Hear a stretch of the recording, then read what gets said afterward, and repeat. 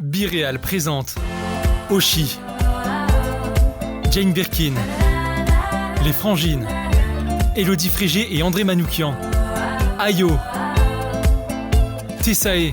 Ils seront tous présents au festival Instant Suspendu à la Barroise de Bar-le-Duc du 8 au 12 juillet 2021. Billets disponibles dans tous vos points de vente habituels. Pour plus d'infos, rendez-vous sur nos pages Facebook et Instagram. À Frignicourt, ils disent non à la fermeture d'une classe de 6e. La cité bragarde s'émerveille face à une découverte datant du millénaire passé. À Hattencourt, les collégiens pagaient vers la sélection finale. Les producteurs locaux sont mis à l'honneur au Leclerc de Saint-Dizier.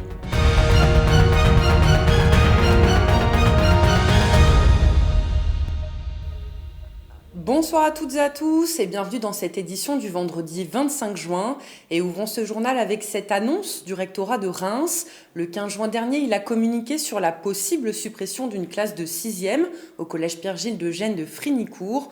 Face à ce remaniement, une cinquantaine de personnes a fait grève ce matin devant l'établissement scolaire. Une grande partie du corps enseignant, soutenu par des élus et des parents d'élèves, ont exprimé leur incompréhension et leur mécontentement. Manon de Fontis s'y est rendue afin de comprendre les enjeux d'un tel choix. Les élèves de 6e, ils ne sont pas très autonomes. Ils ont besoin d'apprendre beaucoup d'automatisme en arrivant au collège. Ils sortent de 2 années d'école crise sanitaire et c'est pas sûr qu'on aura les moyens pour les accueillir correctement. Les conditions de travail vont forcément s'en ressentir et des problématiques aussi par rapport aux élèves qui ont des besoins particuliers, auprès de qui on ne pourra pas apporter toute l'aide nécessaire si on a des effectifs surchargés. 28, 29, voire 30 élèves par classe, dont des profils particuliers, comme vient de vous le dire mon collègue, qui nécessitent plus de temps, plus de moyens, potentiellement une AESH, c'est-à-dire une personne dans la classe qui les aide pour bien comprendre ce qu'on est en train d'entreprendre avec eux. Et ça va être plus compliqué pour eux en termes d'espace, en termes de place, en termes de concentration, en termes d'attention. Ça nous paraît absolument insuffisant au regard de l'importance que revêt une mission de service public comme celle de l'éducation nationale. C'est inadmissible. Pour moi, 4 classes de 6e, c'est ce qu'il nous faut. Et il faut arrêter de parler en effectif, il faut venir voir ce que les professeurs y font. Nous voulons continuer ce travail de qualité, que les professeurs puissent continuer ce travail de qualité au sein du collège. Et il est de notre devoir de se mobiliser contre cette fermeture de classe. L'école, c'est l'avenir, c'est les jeunes. Et donc, il faut que les responsables locaux soient à côté des enseignants, surtout qu'ils sont très responsables. Il y a déjà une suppression de classe de 3e qui a été acceptée par le conseil d'administration parce que les effectifs n'y étaient pas. Tout le monde s'en est rendu compte. Mais là, ça se joue sur 2 élèves. 2 élèves, rendez-vous compte. Il faut 88, on est à 86 et les inscriptions ne sont pas terminées. C'est pas sérieux. Donc ça, il faut retrait de cette décision. Il faut que monsieur le recteur retourne en arrière et réouvre la classe. La cité bragarde a fait une découverte importante pour son patrimoine et son histoire. Ce matin, le site des Crassés a procédé à l'ouverture d'un sarcophage. Si les archéologues ont découvert des ossements humains intacts, ils ont aussi été surpris par la présence d'objets datant de plus de 1400 ans. Un moment émouvant filmé par Alison Godefroy.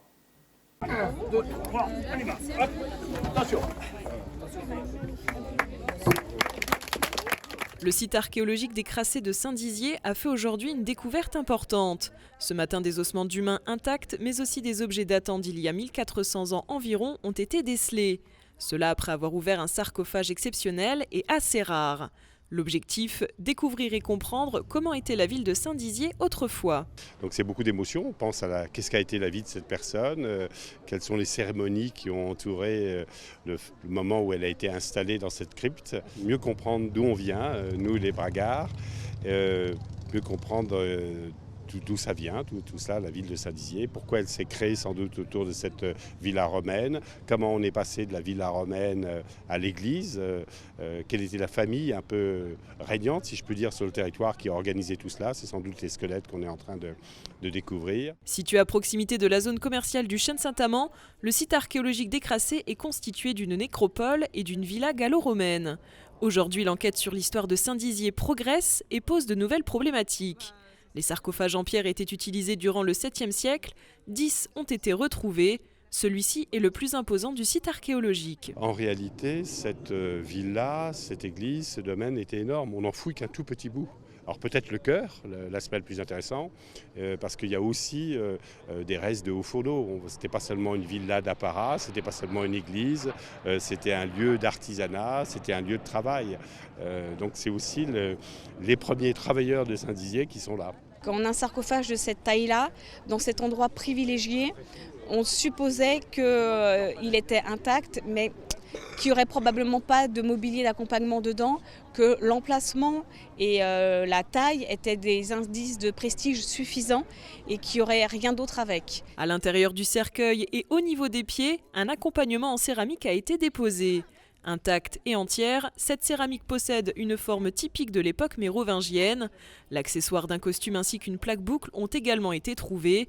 Ce mobilier témoigne des tombes du 7e siècle. On a un objet personnel qui est une bague qu'on a encore portée à la main. Donc ça, c'est les premiers éléments qui apparaissent là tout de suite, quelques minutes après l'ouverture du sarcophage. Donc il faut qu'on trouve un moyen de continuer à stabiliser ces objets pour pas qu'ils se dégradent. Ce squelette, une fois stabilisé, partira à l'université de Caen afin d'être étudié, mais aussi pour avoir une approche biologique, notamment pour connaître l'âge et le sexe. 66, c'est le chiffre du jour et il concerne le nombre de communes de notre territoire qui pourront bientôt souscrire à la fibre très haut débit à partir du 12 juillet 2021. On compte 29 communes dans la Marne, 9 en Haute-Marne et 28 dans la Meuse. La région Grand Est rappelle que chaque utilisateur est libre de choisir l'opérateur de son choix pour en bénéficier. Si bien des établissements scolaires se voient limités en termes d'activités sportives, ce n'est pas le cas du collège Paul Claudel de Vassy. En partenariat avec le club La Pagaie Vasséienne, il offre la possibilité à ses collégiens d'intégrer sa section canoë-kayak. Au total, ce sont 12 jeunes de la 6e à la 3e qui bénéficieront d'une formation et d'entraînement de kayak. Mais pour mériter ces créneaux inclus dans leur emploi du temps, il a fallu passer les tests d'entrée. Mercredi, notre journaliste Manon de Fontis a participé depuis les berges d'Atancourt aux sélections. Regardez. C'est une activité qui est programmée tous les ans pour entrer aussi en 6e au collège Paul Claudel. Donc ils attendaient ça avec impatience. Ils étaient un peu stressés parce qu'il y a une sélection. Il faut être dans les meilleurs pour entrer dans la classe kayak. Donc, voilà. Mais autrement, il y a eu quelques petits pleurs, mais la grosse majorité, c'est le sourire du début jusqu'à la fin. Le but, c'est d'avoir en fin de scolarité, en collège, en 3e, d'avoir une équipe performante qui puisse aller au championnat de France scolaire. Alors depuis 2 ans, il n'y a pas de championnat de France scolaire puisque Covid oblige, il n'y a plus rien. Mais tous les autres années, depuis que la classe existe, on a toujours emmené une équipe du collège de Vassy au championnat de France. Les Alliances locales, c'est le nom donné à l'opération organisée par le Centre Leclerc de Saint-Dizier. Depuis le 22 juin et jusqu'au 3 juillet, l'enseigne s'est unie à l'Association pour la diversification des métiers de l'agriculture et l'Association de production animale de l'Est afin de mettre en avant le savoir-faire haut-marnais. Si le magasin vend déjà des produits locaux dans ses rayons, il a tenu à accueillir ce matin une quinzaine de producteurs afin de parler de leurs produits, de leur passion et de leur métier. Un publi-reportage de Julien Carré. Faire découvrir les produits locaux aux consommateurs, tel est l'objectif de l'opération Les Alliances locales menée par le Centre Leclerc de Saint-Dizier en partenariat avec la DMA et la PAL. Depuis le 22 juin, et ce jusqu'au 3 juillet, il est possible de découvrir le savoir-faire local des éleveurs du territoire. La PAL, l'association de production animale de l'Est, regroupant 2700 éleveurs, était présente ce vendredi à Saint-Dizier afin de mettre en avant les produits, mais surtout les producteurs. Ça fait un peu plus d'1 an que le magasin a répondu positivement à l'implantation de notre marque Le Goût de la Proximité. Donc en fait, l'association d'éleveurs a déposé une marque, cette marque-là que vous voyez, Le Goût de la Proximité, tout simplement.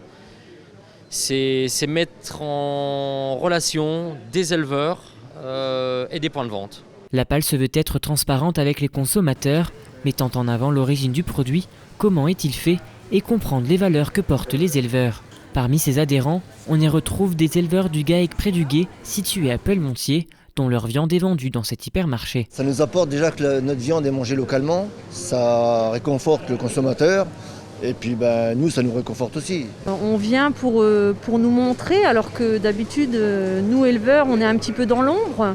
Est-ce que là, le consommateur voit bien avec les panneaux d'affichage qu'on est présent? Promouvoir la viande de proximité et de qualité, voilà le maître mot de l'association et les éleveurs adhèrent à cette formule. Comme Jérôme Young, un agriculteur au Marnais basé près de Chaumont, pour lui, avoir une bonne viande relève d'un élevage sain. Le consommateur aujourd'hui a une véritable attente et je pense qu'aujourd'hui quand on discute avec un consommateur lambda de ce qu'on fait, il est très attaché bien-être animal, voilà. Et donc cet esprit-là, donc l'association des producteurs du Grand Est est bien de dire on élève des bovins pour qu'ils soient aussi consommés dans notre secteur, dans le territoire. Ça, c'est important. Côtes, bavettes, steaks ou encore saucisses et saucissons, il y en a pour tous les goûts. Benoît Fideli, directeur de l'Argonnet, était également présent pour mettre en avant sa gamme de produits secs, mais aussi de produits frais à griller. On n'a pas non plus la force de frappe de pouvoir ouvrir un magasin et d'attirer le chaland comme savent le faire les grandes enseignes. Et puis c'est du gagnant-gagnant puisque c'est aussi la mise en avant du savoir-faire, du territoire, des terroirs, des producteurs et aussi des magasins qui, eux, de fait, profitent aussi de cette aura et qui ont en tout cas tout à chacun intérêt aussi à ce que nos produits se vendent bien. Cette opération n'est pas éphémère, au contraire le Centre Leclerc a pour ambition d'accentuer ce partenariat pour que les produits locaux soient présents tout au long de l'année. Je vous laisse avec la voix d'Alison Godefroy pour vos prévisions météo. Excellente soirée à toutes et à tous et à demain. Toute l'actualité qui vous concerne, à voir et ou à revoir dès maintenant sur puissancetélévision.fr et sur notre application mobile.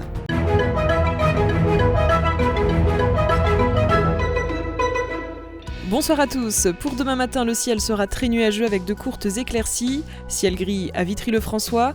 Les températures seront fraîches avec 12 degrés à Chaumont.